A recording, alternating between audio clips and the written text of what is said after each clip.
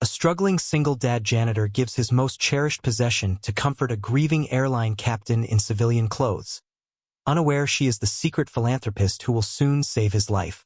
Mr. Hayes, this is a school for those who can afford excellence, and it has become painfully clear that you cannot. The biting cold of the winter night seeped through the thin fabric of Leo Hayes' worn jacket, a cold that had little to do with the weather and everything to do with the hollow space in his chest. The fluorescent lights of the corporate tower's long, sterile hallway flickered erratically, casting long, dancing shadows that seemed to mock his slow, rhythmic push of the mop. Each swish of the gray fibers across the polished marble floor echoed in the cavernous silence, a lonely sound that was the constant companion to his grief.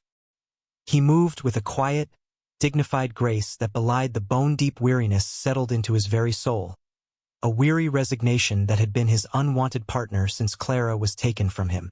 The world had become a place of sharp edges and muted colors after she was gone, a relentless landscape of survival he navigated for the one beacon of light he had left, his daughter, Lily. It was her face, so much like her mother's, that he pictured as he scrubbed away the day's grime left by people who lived lives he could no longer imagine, lives filled with casual comfort and unthinking security. In his pocket, his fingers found the familiar, cool metal of the small silver locket he always carried. It was Clara's, a simple, unassuming piece that held a tiny, faded photograph of the three of them, a relic from a time when his heart had felt whole. He paused for a moment, his breath misting in the frigid air of the empty building, and he clenched the locket until the ornate edges pressed into his palm. It was a sacred pain, a reminder of what he had lost and what he still fought to protect. He was just a janitor, a ghost who haunted these halls after dark, but in his heart, he was Lily's father, a role he would honor with his last breath. He had to. The final tuition notice from Lily's prestigious school felt like a block of ice in his gut, a stark reminder of his own inadequacy. He had promised Clara he would give their daughter the world, and now he couldn't even keep her in a decent school, a place where her bright, inquisitive mind was finally beginning to blossom.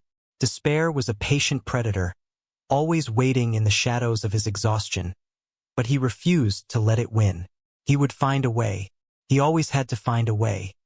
He finished his work, the silence of the building pressing in on him, and stepped out into the pounding rain that hammered against the pavement like 1,000 desperate fists. He pulled his thin jacket tighter, the fabric already soaked, and began the long walk home. He did not know it yet, but the currents of his life were about to shift in a way so profound it would feel like a miracle. A quiet miracle was about to begin, not with a thunderclap, but with the soft, almost imperceptible tremor in a stranger's voice. His entire world was about to change. The airline tickets had felt like a reprieve from heaven itself, the grand prize in a company raffle he'd entered without a shred of hope. For the first time in 2 years, he could afford to take Lily to see her grandparents, a journey that felt as impossible as a trip to the moon. Now, seated in the cramped economy cabin, the low drone of the jet engines was a lullaby of possibility. Lily was beside him, her small face pressed against the window, her eyes wide with the wonder of watching the world shrink below them. A genuine, unforced smile touched Leo's lips, a rare visitor that made the deep lines of exhaustion around his eyes soften. For this one day, he wasn't a struggling widower or a janitor drowning in debt. He was just a father, sharing in his daughter's simple, profound joy. He felt a moment of peace. Then the plane shuddered, a violent, unexpected jolt that sent a ripple of nervous gasps through the cabin. The seatbelt sign chimed, and the captain's voice came over the intercom. A woman's voice, professional and impossibly calm. "Ladies and gentlemen, we're experiencing some unexpected turbulence. Please remain in your seats with your seatbelts securely fastened. We'll have you through it shortly." Yet, beneath the polished veneer of her professionalism, Leo detected something else, a microscopic fissure in her tone, a faint, unspoken tremor of something. He dismissed it as his own anxiety. He was seated in an aisle seat, and across from him, in the row ahead, sat a woman in simple, elegant civilian clothes. She had boarded late, her movements crisp and efficient, but now she sat rigidly still, her knuckles white as she gripped the armrests. She stared out the window, her profile pale and stark against the darkening sky. Leo recognized her from the boarding gate. He had seen her speaking quietly with the flight crew, a subtle deference in their posture toward her suggesting she was one of them, perhaps a pilot herself, flying off duty. He watched as another jolt shook the aircraft, and he saw her flinch, a sharp, involuntary movement. Her eyes, which he could now see in the reflection of the window, were not filled with the standard fear of a passenger. They were haunted, filled with a deep, cavernous sorrow that he recognized with a painful thud of his own heart. It was the look of grief, a landscape he knew all too well. As the plane steadied, a small, worn object slipped from her trembling hand and fell to the carpet with a soft, muffled sound.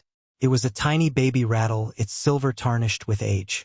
She gasped, a sharp, shattered sound, but seemed incapable of moving to retrieve it. Leo's heart clenched. He saw it all in that one, fleeting moment. Her carefully constructed composure, the raw pain it was failing to contain, and the unbearable significance of that simple, lost toy. A profound hesitation took hold of him. To intrude on such private agony felt like a violation. Yet, his own soul, so familiar with the contours of loss, urged him to act.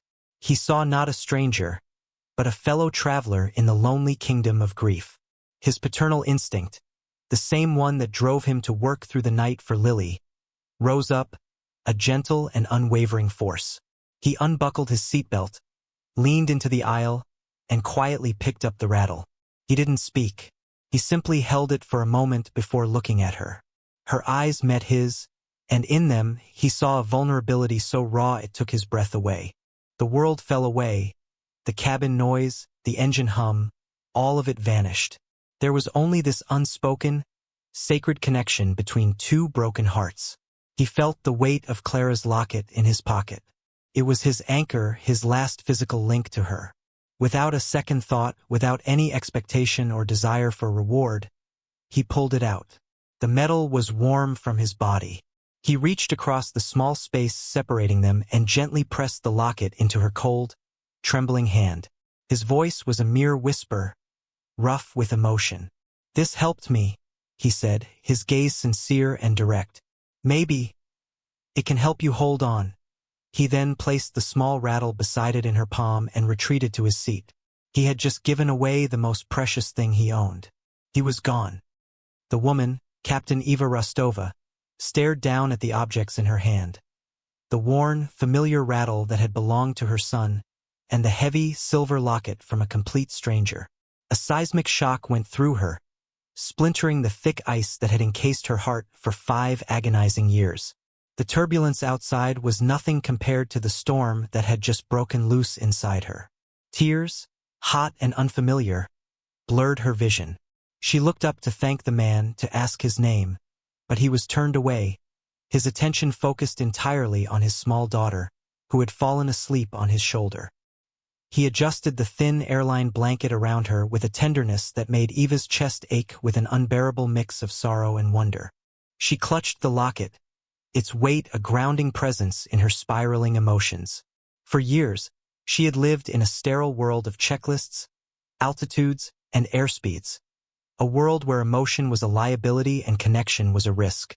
After the accident that took her little boy, and with him her marriage and her will to feel, she had rebuilt herself into a machine of perfect efficiency. She was Captain Rostova, a commander of the skies, but on the ground, she was a ghost. Today was the anniversary, a day she always endured in a state of self-imposed, silent punishment. This man, this weary-looking stranger with the kindest eyes she had ever seen, had looked past her impeccable armor and seen the shattered woman beneath. He hadn't offered empty platitudes. He had offered a piece of his own story, a piece of his own pain as a lifeline. The gesture was so pure, so selfless, it defied every cynical belief she had cultivated about the world. When the plane landed, she waited, hoping for a chance to speak with him, to return his precious memento. But in the chaotic shuffle of disembarking, he and his daughter vanished into the bustling terminal. She was left standing alone, the silver locket clutched in her hand. Felt like a sacred trust. Back in his small, sparsely furnished apartment. The brief respite of the trip evaporated, and Leo's reality came crashing back down with brutal force. A crisp, corporate envelope was waiting for him, informing him that his position had been made redundant, effective immediately. The words were cold, impersonal, a death sentence for his fragile financial stability delivered on expensive letterhead. The floor seemed to fall away beneath him. He sank onto his worn sofa, the letter trembling in his hand. The loss of the locket, an act he did not regret, now felt heavier. It was as if he had given away his last charm against the world's cruelty, and now the darkness was closing in. He looked at Lily, sleeping soundly in her room, her face a picture of innocent trust, and a wave of desperate, protective love washed over him. He had to be strong.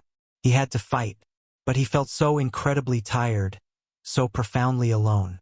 Meanwhile, hundreds of miles away in a sleek, minimalist penthouse overlooking a city of glittering lights, Eva Rostova could not rest.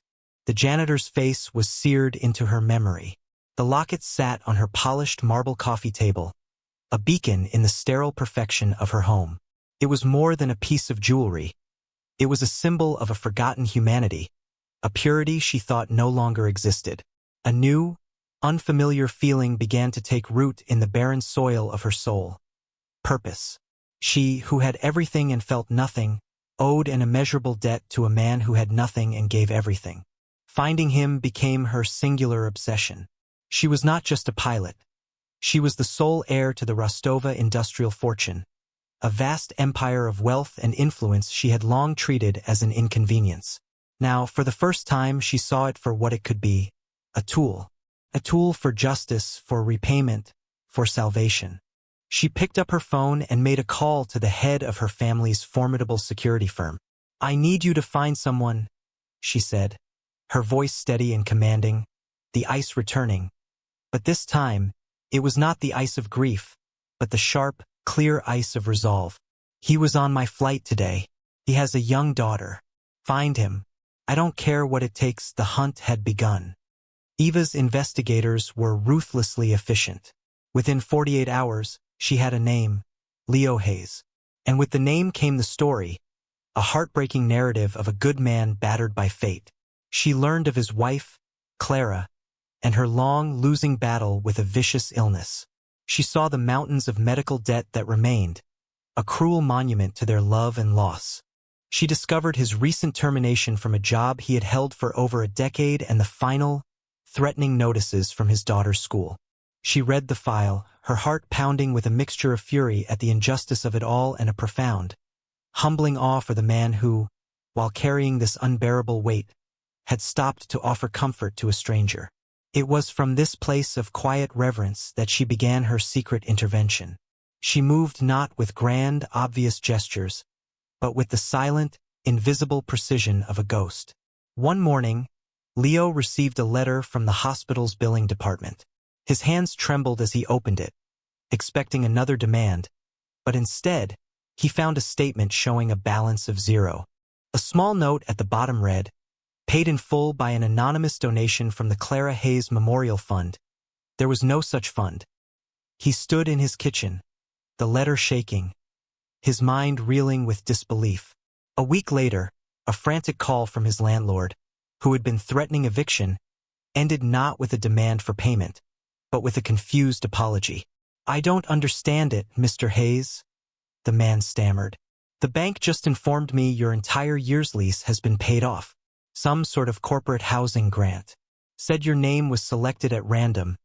The lies were elegant, seamless, designed to deflect suspicion. But the miracles kept coming. A gourmet food delivery service, one he could never afford, arrived at his door with boxes and boxes of fresh produce, meats, and staples, enough to last for months. The delivery driver cheerfully explained he was the lucky winner of a citywide promotional lottery. Leo accepted the deliveries, his heart a turbulent sea of gratitude and deep-seated anxiety. This couldn't be real.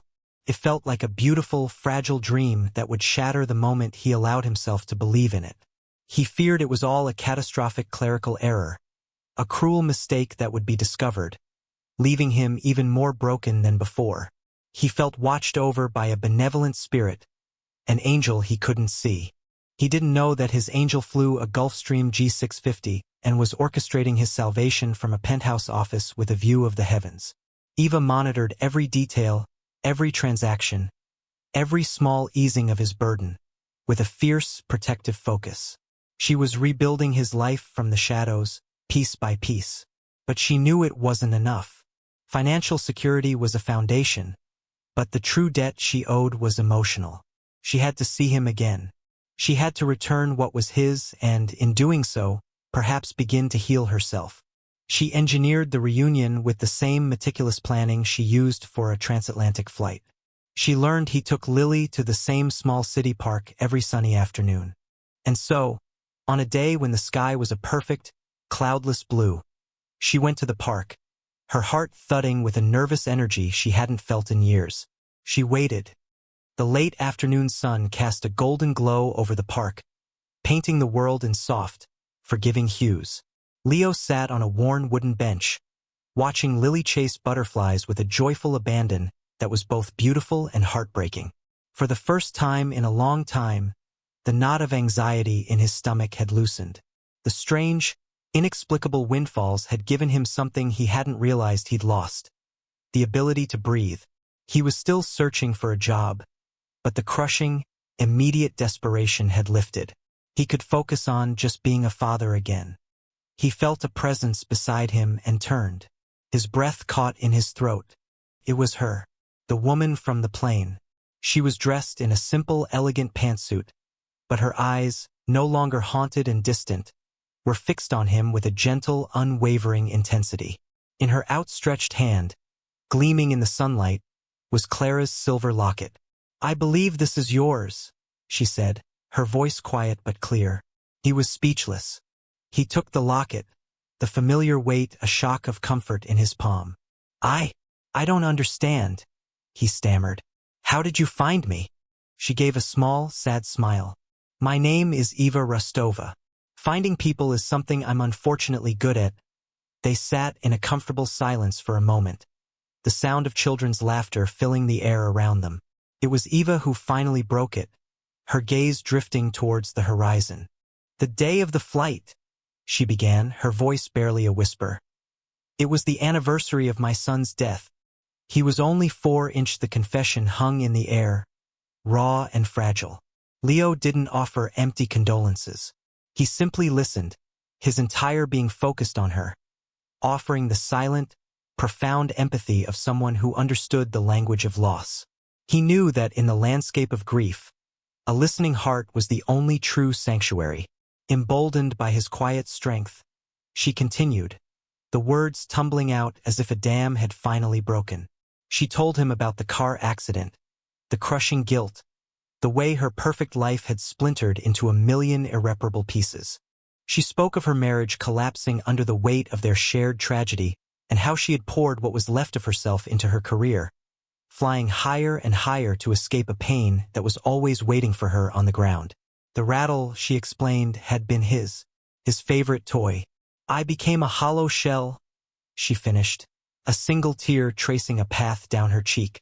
"Just a ghost in a uniform. Until you—" She looked at him then, her eyes glistening. "You saw me. In all my life, I've never felt so completely seen by a stranger." Leo's own eyes were wet. He nodded slowly, understanding dawning in his mind.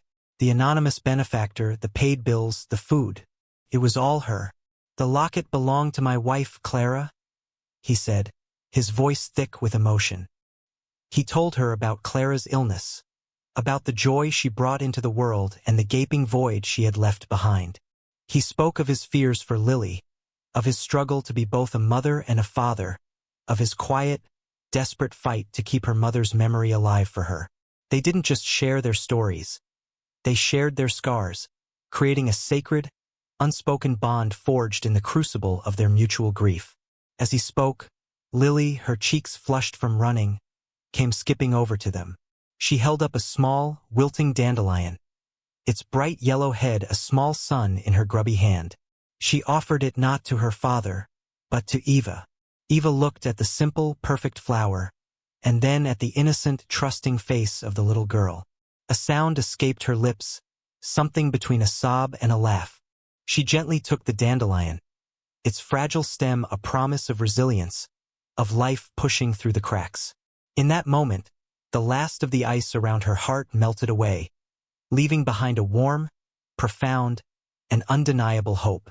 He had saved her on the plane, and now she was determined to save him.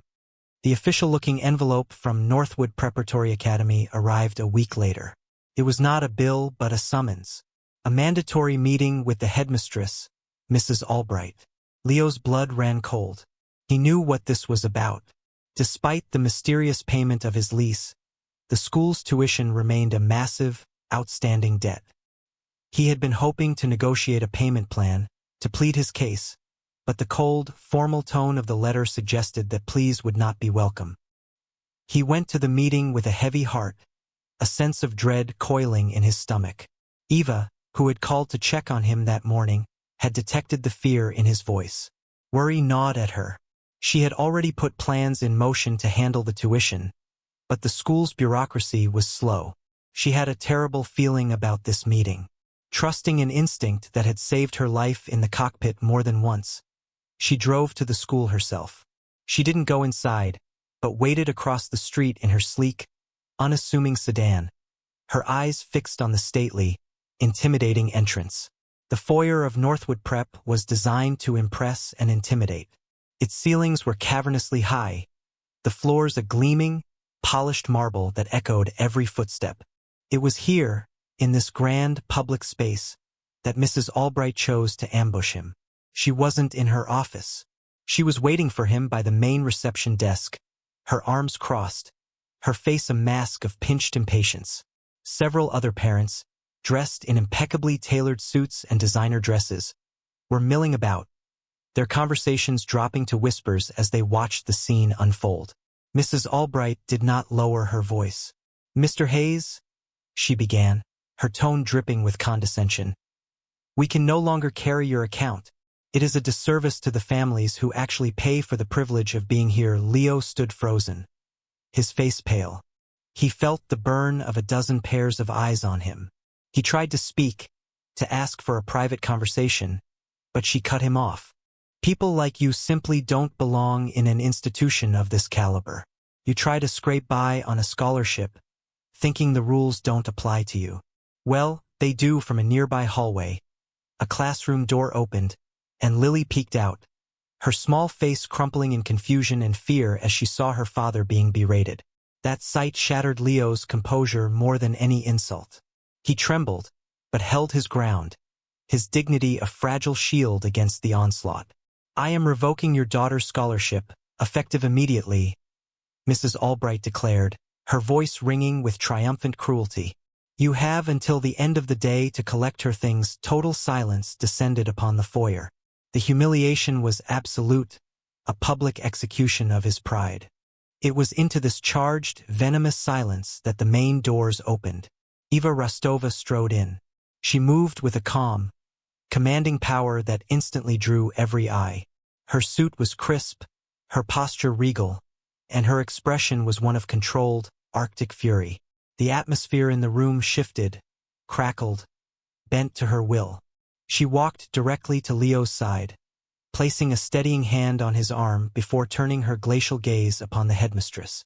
"Mrs. Albright, I presume?" Eva's voice was quiet, yet it carried across the marble floor with undeniable authority. The headmistress, flustered by this unexpected, powerful intrusion, could only nod. "My name is Eva Rostova," she continued, her voice hardening. "Perhaps you recognize the name from the new STEM wing your school is so proud of. My foundation funded it." A collective gasp went through the assembled parents. Mrs. Albright's face went white. Eva held up the silver locket for all to see. "This man," she said, her voice ringing with passion. "This janitor, as you might see him, stood in the depths of his own private grief and showed more compassion, more charity, and more human decency with this simple object than you have shown in your entire tenure as an educator." She then turned her attention to the shocked onlookers. The Rostova Foundation was in the final stages of approving a new, multimillion-dollar endowment for this school. Our final evaluation was based on one thing: the character of its leadership. She turned back to a visibly crumbling Mrs. Albright. And you, madam, have failed that evaluation in the most spectacular way possible. Her final words landed like hammer blows. We do not invest in institutions that lack a soul. The endowment is withdrawn then. Turning her back on the speechless headmistress, she looked at Leo, her eyes now soft and full of warmth.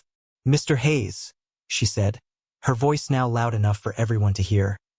On behalf of my foundation, I would like to offer Lily a full, lifetime scholarship to any school of her choosing. Anywhere in the world. She smiled at Lily, who was now staring with wide, tearful eyes. Then she offered her hand to Leo.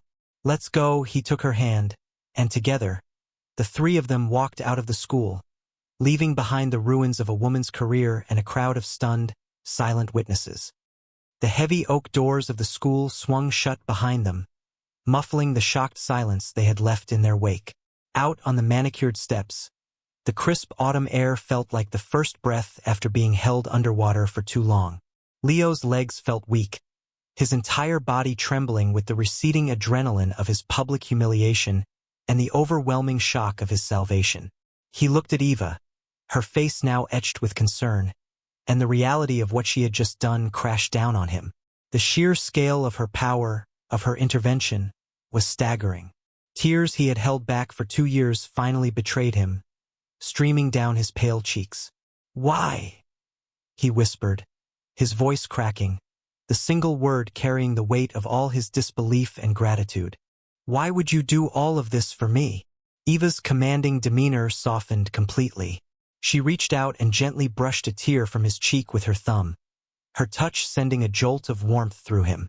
She led him and Lily, who was clinging tightly to his hand, towards her waiting car. Once they were settled inside the quiet, leather-scented interior, she turned to him, her gaze direct and unwavering. Don't you understand, Leo? She said, her voice tender. You saved me first. She explained everything then. How his simple, selfless act on the plane had pierced through years of self-inflicted numbness. How the locket, his token of shared humanity, had become her reason to feel again, to reconnect with a world she had shut out. She confessed that his kindness had reawakened her own dormant heart, reminding her that her wealth and power were meaningless unless they were used to protect the good and the virtuous in the world. She told him about the anonymous payments, her desperate search to find the kind stranger who had shown her a light in her profound darkness. For 5 years, I was flying on autopilot, she confessed, her own eyes shimmering with emotion. My life was a flight plan with no destination. I had everything, but I was completely lost. You, with nothing but a good heart and a treasured memory, you gave me a reason to change my course. You showed me there was still light in the world. She reached into the console and pulled out the small, tarnished silver rattle, placing it next to his locket, which sat between them on the seat. The two objects, symbols of their respective losses, now represented their shared future. You saved me from a life of hollow grief, Leo, she said, her voice full of a profound, undeniable sincerity. Let me be the light for you and Lily now. Let me help you build a new life, a life free from fear and worry. It was more than an offer of financial help. It was a declaration, a promise of partnership, of protection, of a future he had never dared to dream of. In her steady, clear eyes, he saw not pity, but respect. He saw not charity, but a partnership. He saw the reflection of a man he had forgotten he could be, strong, worthy, and capable of love. He looked at his daughter, now smiling tentatively in the back seat, and then back at the incredible woman before him. The tears that fell now were not of sorrow or relief, but of a deep, cathartic joy. He finally nodded, unable to speak past the lump in his throat. He accepted. He was home. 1 year later, the world was a different place. The biting cold of sorrow had been replaced by the gentle, steady warmth of a life rebuilt. They lived in a house that was not a cavernous mansion, but a home, filled with sunlight that streamed through large windows and the constant, happy sound of Lily's laughter. The sterile silence of Leo's past was a distant memory, replaced by the soft hush of contentment, the clink of teacups in the morning, and the easy rhythm of shared stories in the evening. Leo was no longer a janitor, a ghost haunting the empty spaces of other people's success. At Eva's urging, and with the full backing of the Rostova Foundation, he had found a new purpose. He now ran a community outreach center, a program he had designed himself, dedicated to helping families who had been shattered by medical debt and loss. He used his own experiences not as a source of pain, but as a well of empathy, offering practical help and quiet, dignified support to people who were walking the same lonely road he once had.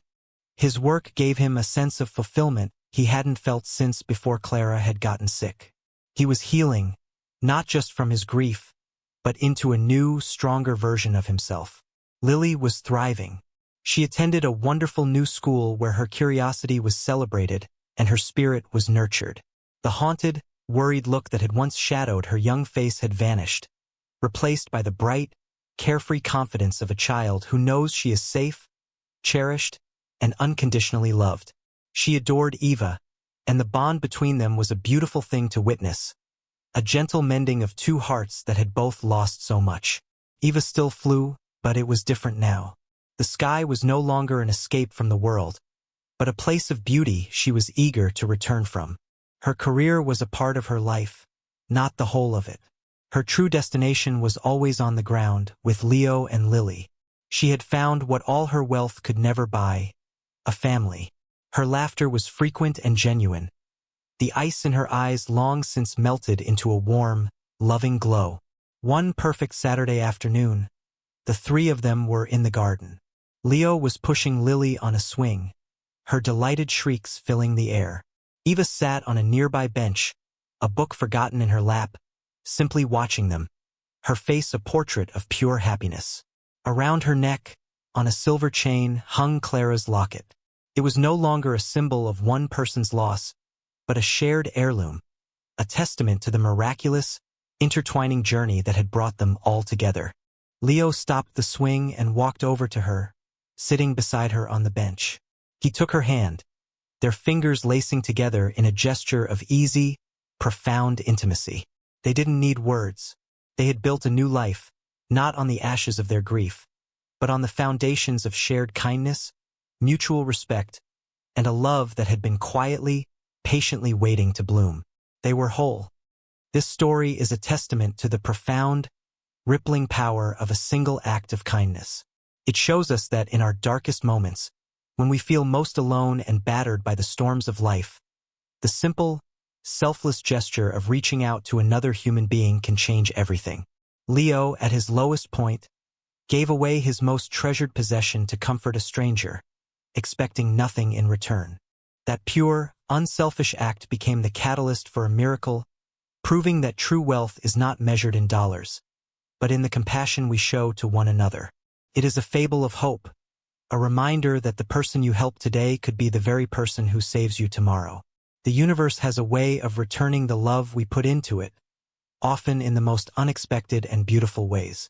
If this story touched your heart and reminded you of the good that exists in the world, please let it be more than just a passing moment of inspiration.